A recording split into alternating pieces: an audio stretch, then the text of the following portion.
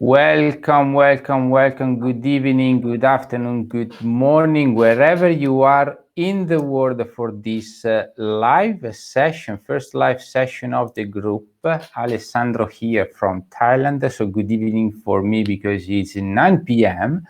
But good morning for you, Oscar. How are you? You are in I Argentina. am doing great. I mean, from here, it's a mid good morning because it's 11 a.m. in hot and humid Buenos Aires.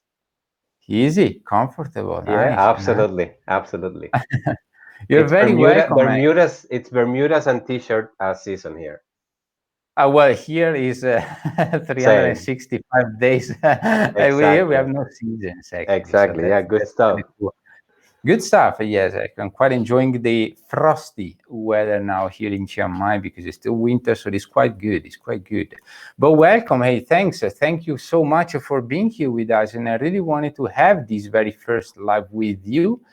Talking about sales. So today we're talking about sales, and in a moment we get into the details, but specifically sales in South America. Now, just to give a little bit of background, the why sales, because for example, last week, my dear friend Silvia Cantarella, also in this group, posted a little bit of a wrap up of research conducted by, for example, SiteMinder, talking about essentially what's the channel mix what's been the channel mix in the different countries in different regions, so all over the globe. And quite surprisingly, at least to me, I found that the GDS system, who were supposed to be dead by many other professionals already 15 years ago, but in the end are still there, and quite surprisingly, even here in 2020, now they're actually quite, not saying skyrocketing, of course, because of course, the business is what it is in a year like 2020 within a pandemic, and we are still in these pandemic times in 2021. But however, the point is that it's still quite surprising in the sense that honestly, I didn't expect it. I have to be honest.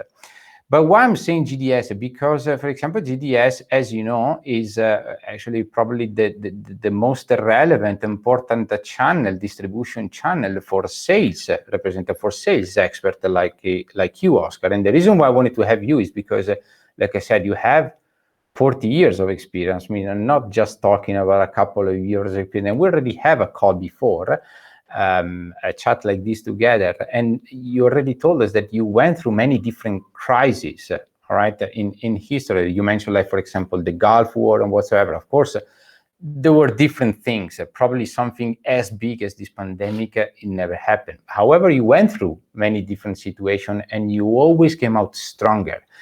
Now, what's your opinion? So, first of all, hi again and welcome again. So, what's your opinion on that? What do you think about this situation, and how do you see actually the moving forward? Well, hello, Ale, and first of all, thank you for the opportunity, and thank you so much to our audience around the world for listening. Interesting situation, interesting frame that you just mentioned. And I think this is a very unique time in our life. Let's put it that way, especially knowing that the travel and hospitality industry, it's one of the industries that has been hit the most in the bad sense of Right. the crisis, right? Because not only attractions and airports and hotels are closed, but whole countries are a lockdown. I mean, and not allowing travelers from outside their own territory to arrive into the situation. So as you mentioned, yeah, I'm fortunate to have a long experience. I mean, for the audience, I started working in the hospitality industry when I was 3 years old, if you want to calculate my age. So yeah, about 40 years of experience. And as I said, I'm fortunate to have had the opportunity to work and get the sales and business development perspective, not only in South America, where I have been living for the past about 23 years, but also in Europe, where I lived for over 6 years, specifically in Germany, but working on the whole EMEA territory.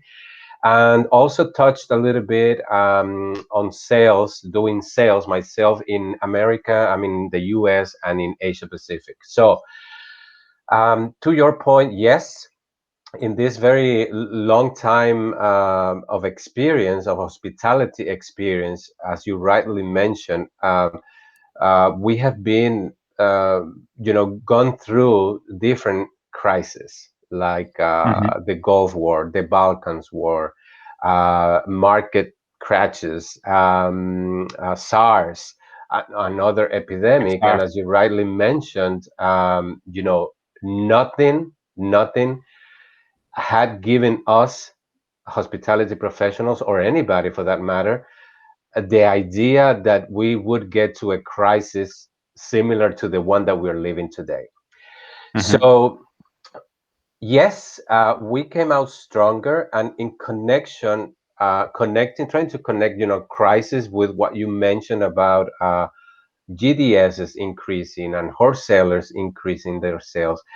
There is always hidden opportunities. So if I have to give you an advice, it would be never let fear overpower your creativity. Hmm. I mean, we have to be conscious of what's going on. We have to be concerned, of course, because many people are losing their jobs. Hotels, attractions, many things are closing, never to open again. But you have to be on a positive mindset and know that our hospitality industry will come back. It Hmm. has come back, stronger, as you mentioned, from previous crises, even though they were not to the magnitude of the one that we're living right now. But my concrete advice would be, just be on the alert, get rid of negative thoughts, and be creative, be strong, and very, very important, be supportive of your clients. Hmm. And always, I Exactly. mean, I think crises like this are great opportunities. First, to realize that we cannot depend so much on one specific market or one specific business segment, be it MICE or corporate or leisure, but that we have to diversify. So, looking at it from the positive perspective, just put yourself on creative mode and try to be creative from your customer perspective, not from trying to sell something only, but trying to generate the memorable experiences and at this point the safety that our customers are requiring. Right. I mean, you mentioned quite, I mean, the very reason why I really wanted to have this discussion about sales, probably again, because like I said, we already got one before, but um, again, I tried to link it to this very statistic and the very fact that, I mean, you know me and you perfectly know that, I mean, I am strongly supporting you when you say that this is, of course, not the time to reap the benefit, of course, meaning to claim any sales activity, and that's probably where I see many hotel professionals kind of fall into this kind of trap that okay, there is nothing to sell, and therefore what's the role of sales? Actually, I believe even from the other side, meaning from the marketing side, from the digital side of the world of the hospitality, where I really believe that your role of you guys sales is even more so important now to plant the seed, probably a new seed for a new way of hospitality, for a new hospitality, a new way of traveling. But the real core of your job needs to be done now, probably already even in the past, in 2020, and even more so now has to be done like that. Now, digging into your region, because we are talking today, the topic is, of course, talking the sales and mastering your sales techniques, specifically in South America. You have experience in sales in hospitality like all over the globe, right? Because you have lived many years in Europe, also in Asia. I remember, I don't even remember specifically where you will tell me later on, but anyway. But your main region, also because you are Latino, all right? So Yeah. Latin America, you're from Dominican Republic, you live in Buenos Aires, so you know your region. So talking about sales, specifically South America, simple as that. Where do I start? Very generic. That's Where a do question. Yeah, that's a question that I still that I revise from time to time, because even the yourself? hospitality is an ever evolving Right. industry for good. I mean, I'm happy about that. But as you mentioned, yeah, before I came to South America, um, I worked first of all in the Dominican Republic, which is an island in the Caribbean, highly dependent on leisure because of the weather and the beaches that we have. So it's mainly a resort destination. So I had some experience on that area. Then I moved to Europe, and then I worked in the main markets in Asia Pacific, mainly doing sales missions in Japan, Thailand. Malaysia, Singapore, Hong Kong, and the main markets there. And then I moved to South America. When I came to South America, I thought that I had mastered my sales techniques and abilities. And then I landed. And the minute I landed and I visited my first client here, I said, for Oscar, forget everything that you know about sales, because this is a different world. Right. And on a very respectful tone, whenever we were consulting, for clients from abroad trying to get some business from South America, I always tell them, welcome to the jungle. Again, I mention it in a respectful manner, because when doing sales in South America, you have to forget basically about everything that you know about sales and adapt. And that's the key word. I mean, you have to understand the culture.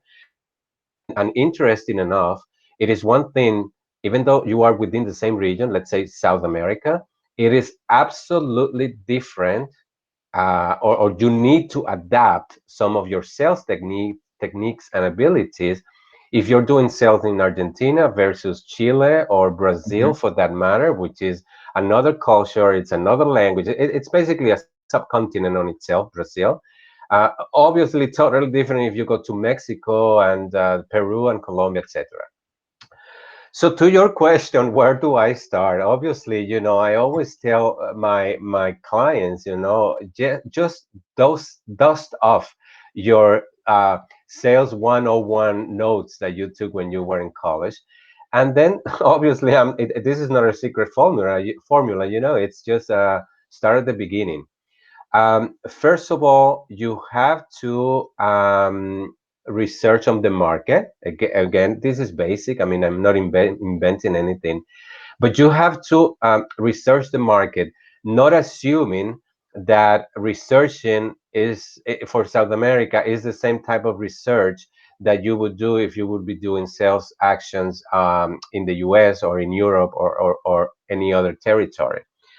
Just to give you a very clear example, it is very common here that a large retail agency, let's leave it outside the wholesalers and the OTAs and those other channels or sources of business that are operating here, but let's concentrate on the retail travel agencies, which every country where you go in South America, obviously there are big ones, but there's also a very, very powerful segment or niche of small boutique agencies, Mm. sometimes manned by 3 to 5 people, who have such a powerful selling level or buying level, for that matter, if I'm a supplier, that you should pay attention to that.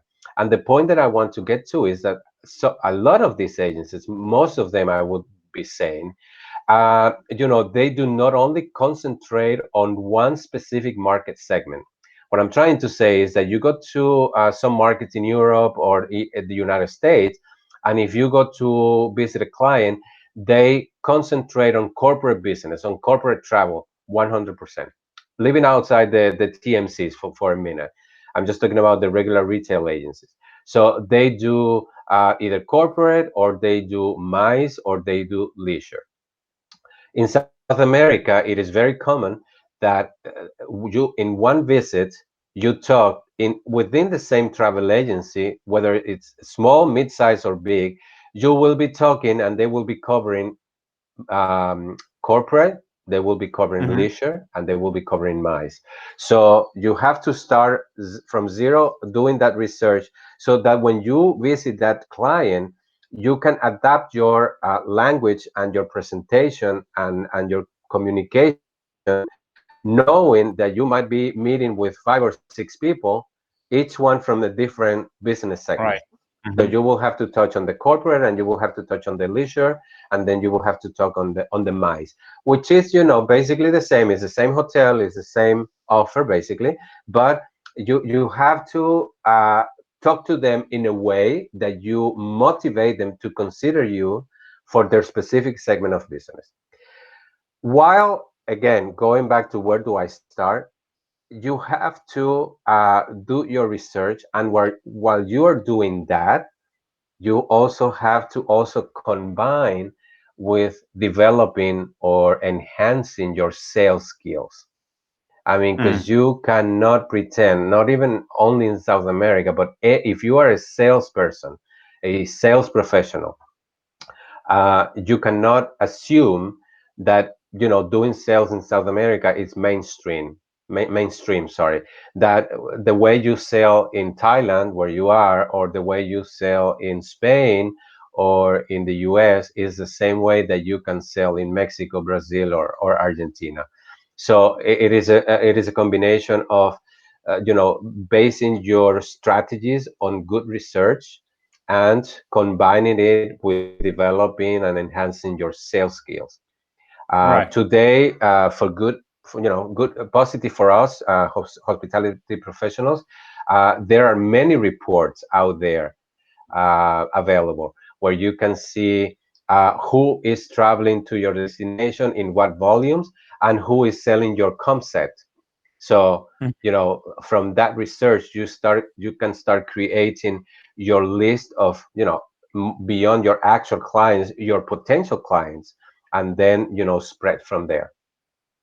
So this is where I you see. start. No, no, actually, it was very, I mean, it was a very broad and very generic question. And of course, it was actually, were very good because you gave a very detailed answer and very detailed feedback. Still another question, probably still very generic, but I guess it's still quite relevant. Now, how very generically is the situation in your region in South America, hospitality? Because, for example, I know that it's kind of the opposite of Europe. Let's put it this way: in Europe, still winter time. The infections are still very high. In South America, I know that, of course, this is probably the best season. Let's put it this way, and therefore something may be happening. So how is it? Um, it is let's say under control. Uh-huh. But I was having a discussion last night with a friend, and the main issue that we are having in South America is that the control of the pandemic has been politicized. I mean, there is politics involved in it. Mm-hmm. So they're not. Some governments are not doing the right things. So the advantage that we have had is that since we have opposite seasons, by the time everything exploded in Europe, when Europe was, in the midst of winter, I'm talking about March of last year, we were just finishing the summer. So that Mm. has to do a little bit with the spread of the pandemic. So by the time we got into winter here in South America, I'm speaking precisely about Argentina, Chile, and other markets here, we had already heard about the bad experience in Europe, Mm. mainly Spain and Italy and other countries of the European Union. So that was kind of like an alert. So in the case of Argentina, for example, we went in March 20th of last year into total lockdown when the virus Mm, was just starting. So by the time we got into the high of the curve in terms of contagious and spread of the virus and everything, the people were already fed up to be in lockdown and mhm, relaxed a little bit. So yeah, it's balanced. In Argentina, we are close to reaching the 50,000 casualties. I mean, dead people from the virus in 1 year in a population of 44 million people. So I mean, obviously, you are sad for every single life that is lost. But if you compare the size of the population with the number, it's bad, but it's not that terrible. sure, sure, sure, sure. So, some governments have used the pandemic to lock down the country and force people to do tourism domestically.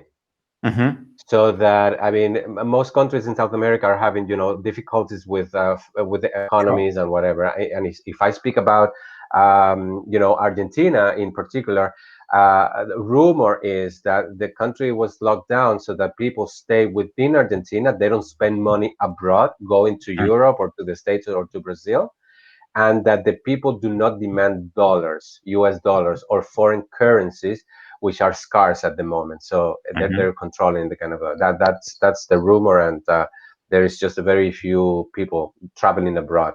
So that's sure. basically the situation. I think globally, and I'm not inventing this.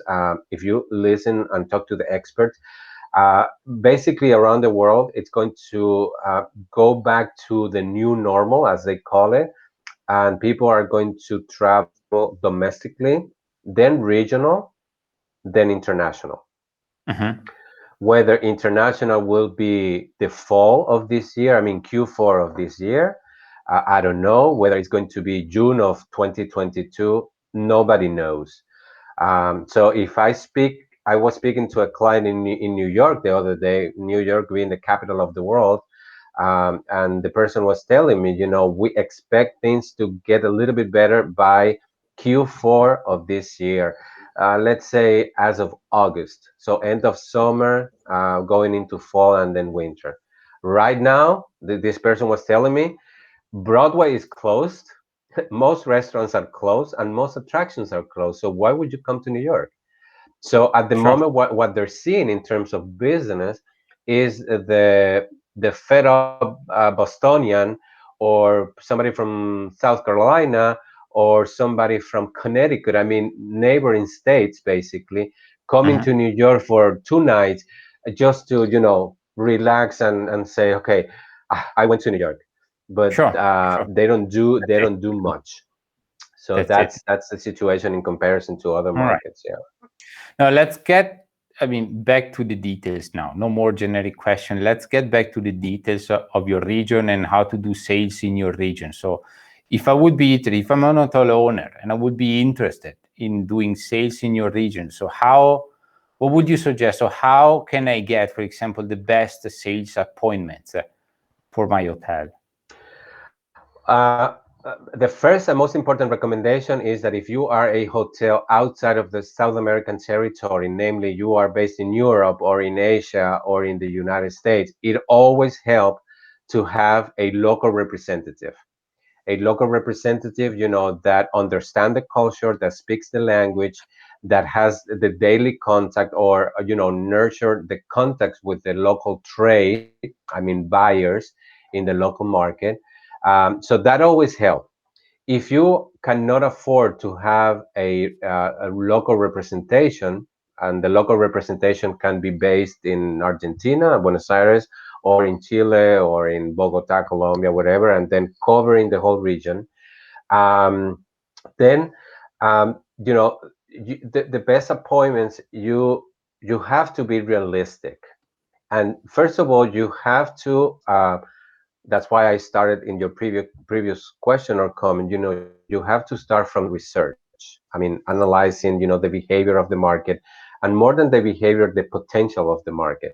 So to get the best appointments, first of all, you have to be sure that there is demand from South America into your market. I mean that your destination as a whole, it's interesting. So if I look at the South American traveler, it is number one destination would be the United States because it's close by. I mean, many flight connections available. Then the Caribbean for leisure because it's the same language, it's a similar culture. And then Europe will be the third one because Europe, uh, Spain and Portugal being the entry door because of cultural ties with between South America and Spain from history and the past. And then from there, always there is interest in other European destinations. Uh, Most European airlines travel from and to South America, so flight connections are good. And then if we go beyond Asia Pacific, Middle East, those are destinations that are once in your lifetime. Traveling time could take almost or over 30 hours, depending on how you fly. So it's a very long haul.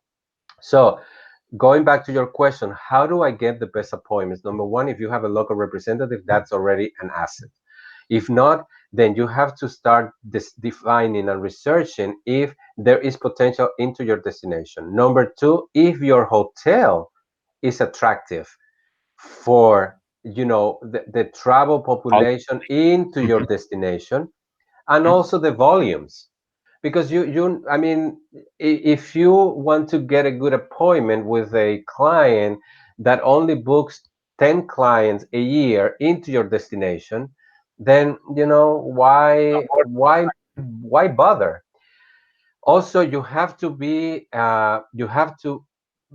have clear that South Americans are very sensitive to the price, not because they cannot pay it, but because remember always that when you travel, let's say you travel from South America into the US or into Europe, the hotel owner, if you're a hotel owner, you have to understand that we are traveling. I mean, if we go to Europe or the US, we are traveling from weak currencies. So you might be a hotel owner, 4-star or upscale, 4-star hotel, let's say in Rome or in Bangkok or in Paris. And for you, because you know your hotel, you know your cost, your operation. For you, a 200 euros rate might be the best deal that you can Mhm. offer in your life, because probably your ADR is running, I'm talking 2019 and beyond, your ADR is running close to 300 a night, no? So you say, well, 200 is a bargain. But for the Argentinian, they will convert that in their minds. They will Mhm. convert that into Argentinian pesos, and that is a huge amount in their perception. So you also have to, again, going back to your question, how do I get how do I get the best appointment? You have to, before you visit a client to present your hotel and your offer, you have to have very clear the kind of clientele that they are targeting or that they have. And this comes back to the comment that I made, that there is a segment of small boutique travel agencies who have, I mean, they are sometimes 3 to 5 people, but they have the most powerful buyers in terms of, Mm. economic level in that country. So these are Right. people you have to visit. Because the hoteliers or the hotel owners, like in your case, coming to my territory, to my region, they see a name, or they see in in the statistics that this travel agency is booking my ComSet. But sometimes you know for a fact that sometimes hotels put in their ComSet hotels or properties that are not really should not really be in their ComSet. So Right. that is a little bit distorting. So research, you have to understand the price level where you want to place your position your hotel.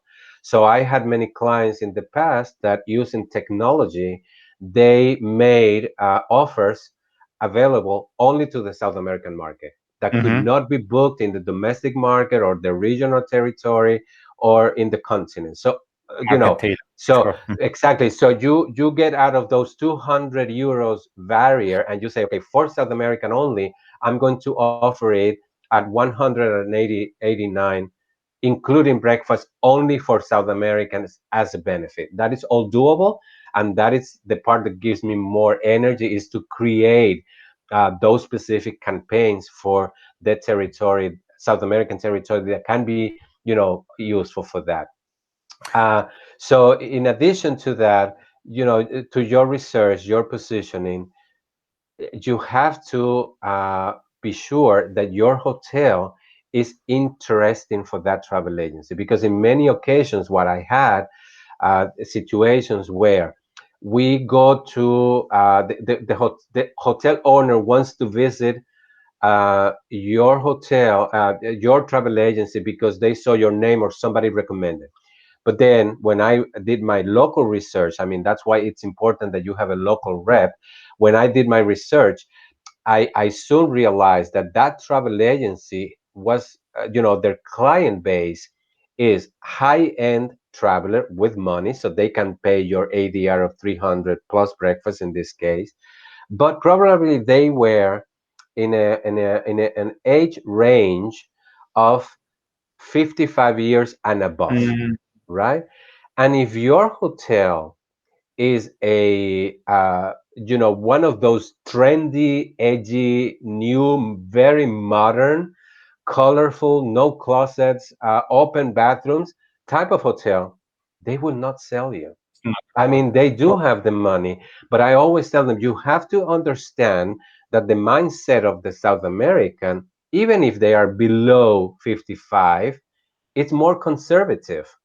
So they do Sure. not understand the see-through shower. They do not understand it and they do not Right. book it because we are more conservative with our nudity, you know.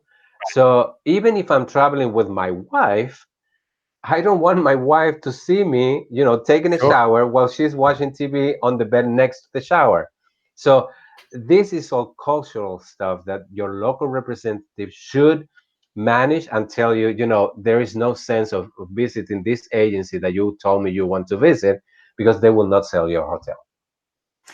This is very interesting because you just mentioned and you also talk about many examples that potentially could be used also online. You know that I work, my word is online, but everything that you mentioned in terms of your specificity, right? Your people, your country, their habits and how they used to travel, what they used to like in terms of hotel, also not country wise, but also differentiating by age range. Those are the exact same principle that we will love to do and we will want to apply online when we do marketing campaigns. And we Exactly. still have so many difficulties at managing the income. Actually, it's actually the other way around now. What I personally see is I call the generalist trap in the sense that now there is very low demand or slow demand, let's put it this way, and therefore we might fall into the trap of opening up our hotel to any possible target market because we think, okay, we need any possible revenue stream, but Right. that is not differentiator. That is generalizing what we have. It's like the just very common sentence that you see on many hotel websites. Perfect location, perfect destination, perfect hotel for both leisure and business. That to me is a no. It's one of the things that take out. As soon as I do my audit, usually that is the very first thing that I tell them that I tell hoteliers to take off.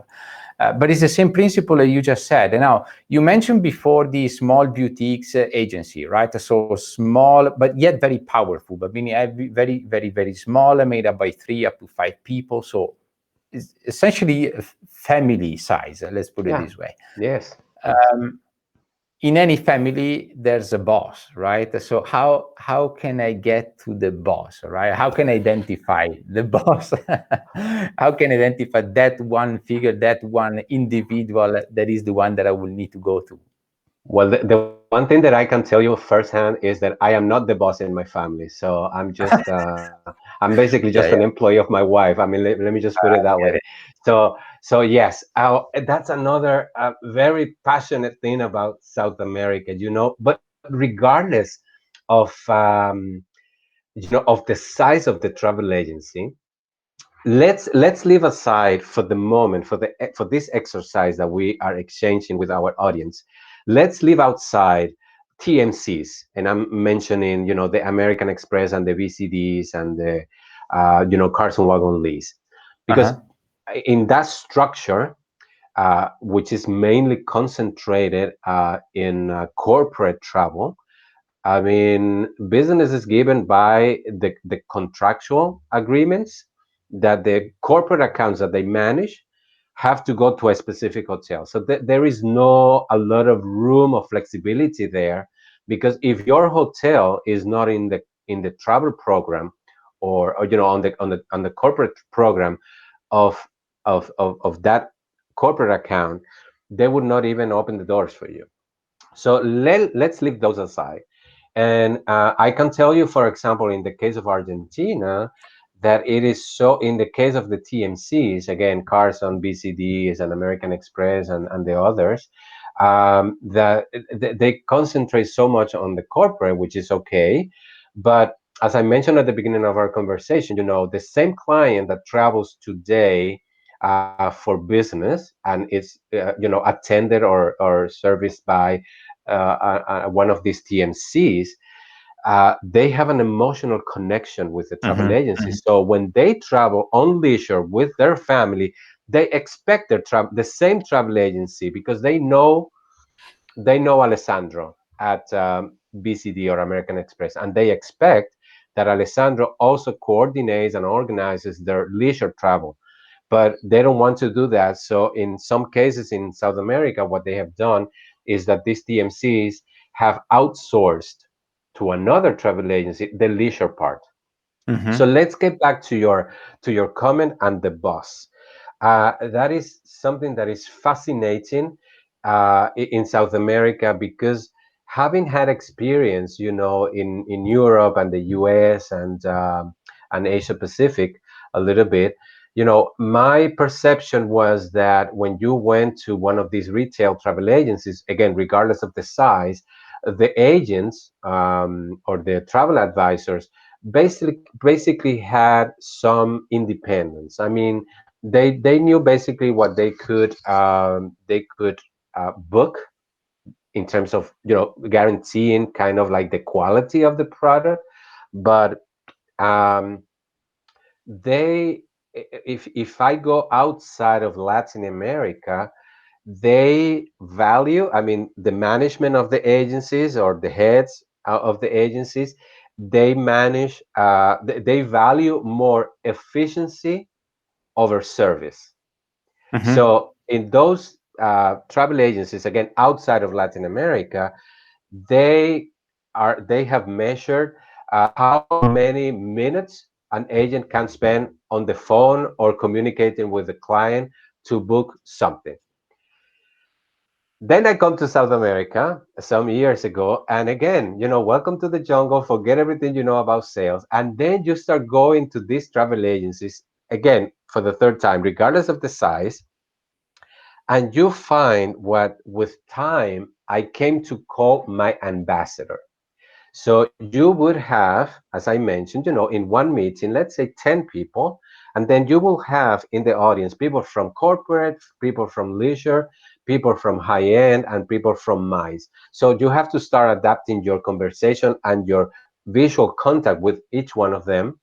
Um, so you get to that conversation, and then basically you have to tell them what they want to hear.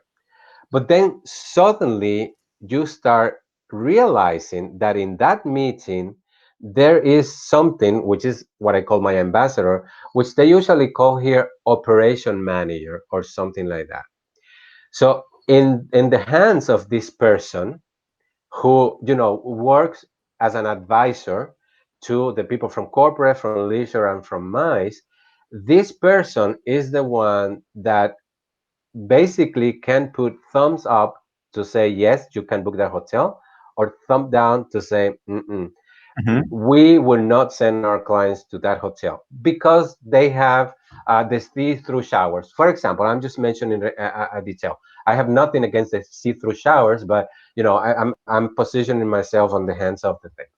So when you make an appointment with a travel agency in South America, regardless of the segment that they are covering, you have to be smart to develop a kind of relationship with your ambassador in that particular agency, because you will be talking to the most senior travel agents, and suddenly they have a client going to Spain or to Mexico or to Italy, and the senior travel agent will say, what hotel can I book in Mhm. Rome?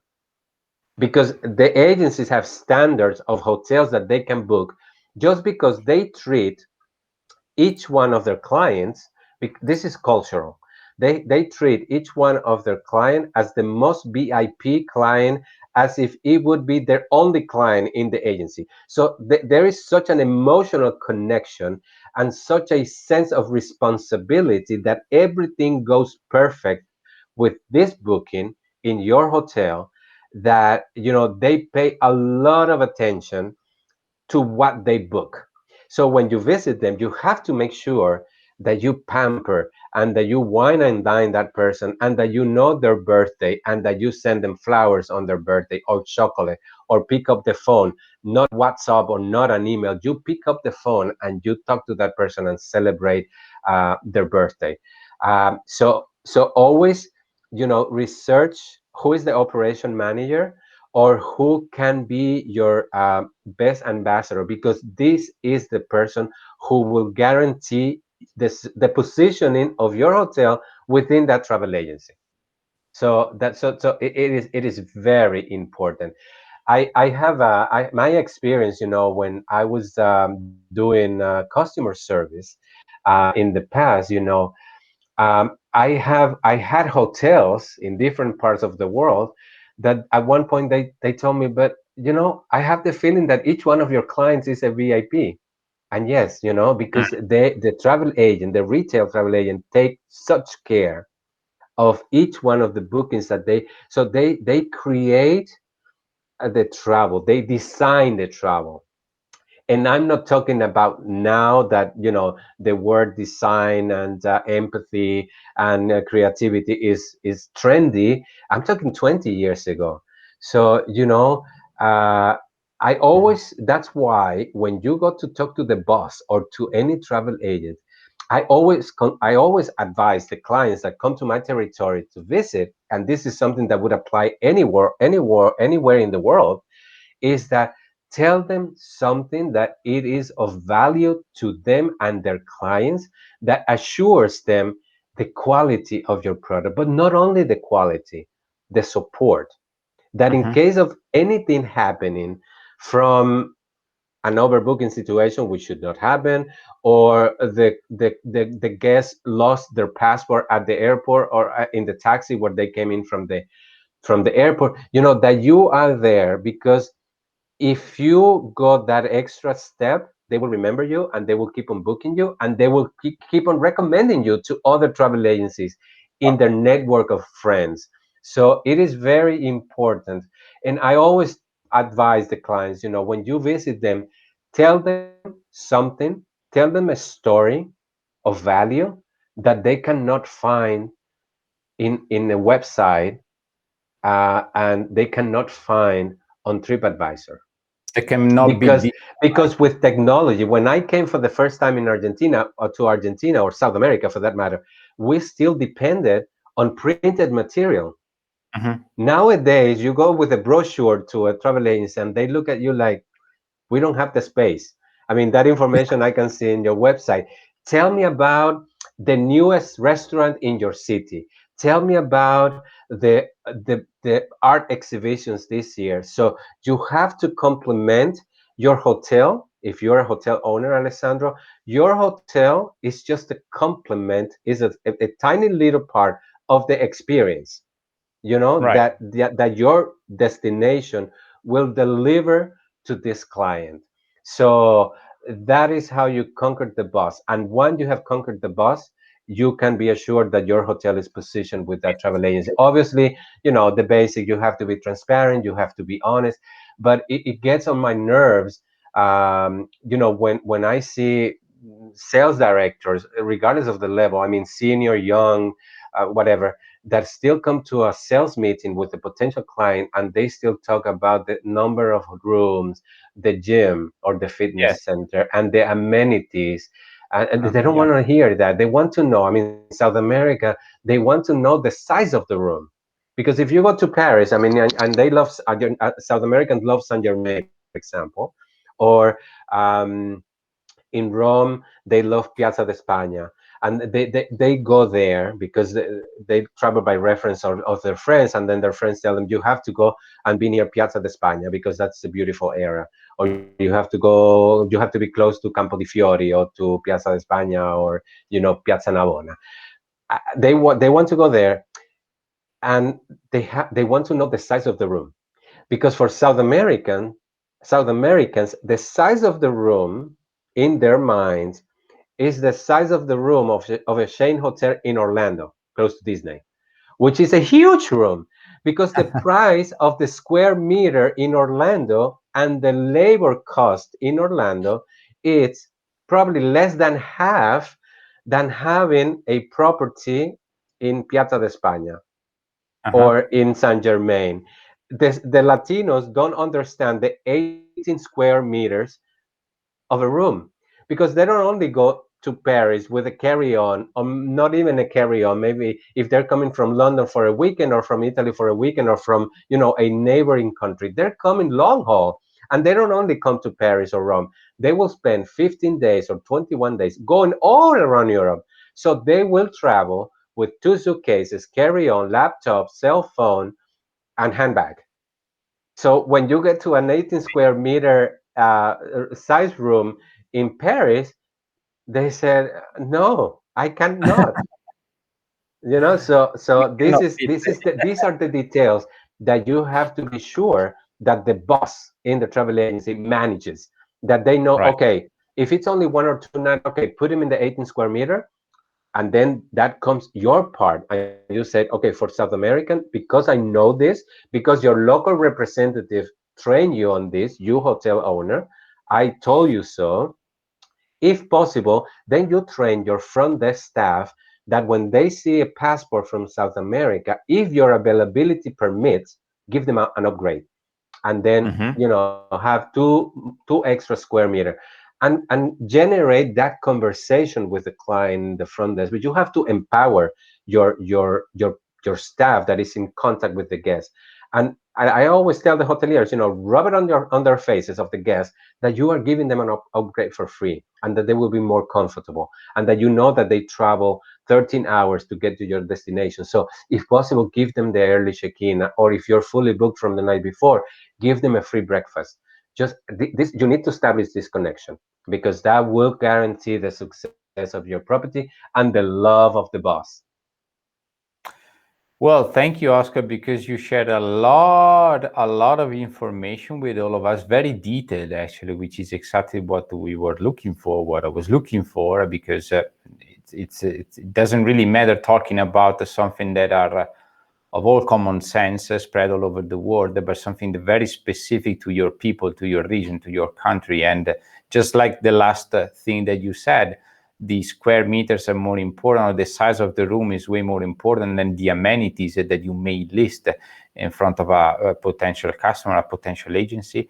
That is something definitely relevant. Is something that who is interested in marketing and I mean marketing in terms of sales in that region should definitely consider. Now, and as I very briefly, Ali, you know, I just want to go back to the very beginning of our interesting conversation. You know, when I said you have to research and then you have to develop your sales skill. And nowadays the sales professional, I mean, somebody sitting on the wearing the sales hat, you have to sell from knowledge and from the passion perspective. I mean, you have to be able, as a salesman or saleswoman, to be able to transmit that passion. And the passion begins with being in love with the product you represent. So you have, knowledge, yeah. yeah, Essentially, yeah, exactly. It's, you just mentioned the hard part. I call the hard part, which is not just the knowledge, like, you know, the knowledge of the people, the knowledge of how they behave, but also the you know, the emotional movement that comes from the inside, in order to support your knowledge in the best absolutely. possible. And I know, I mean, because I'm, you know, I'm Italian, I'm Latino as well, and therefore I know that the emotional part is totally Yes, the most yes, relevant part, besides any practical or any you know, data-based agree. Exactly, element that you managed. exactly. Thank you so much. I mean, it's almost 1 hour we did, so it was quite long, but quite intense, but quite definitely interesting. Thanks so much for being with us. And now I guess it's almost time for you to go to lunch. It's almost time for me to go to bed. Absolutely. Thank you, But Ale, and thank you so much to the audience for connecting with us sharing your time. and sharing our passion and interest and knowledge. That's what we want. Thanks, Oscar. We Absolutely. speak soon. Bye. Bye. Ciao.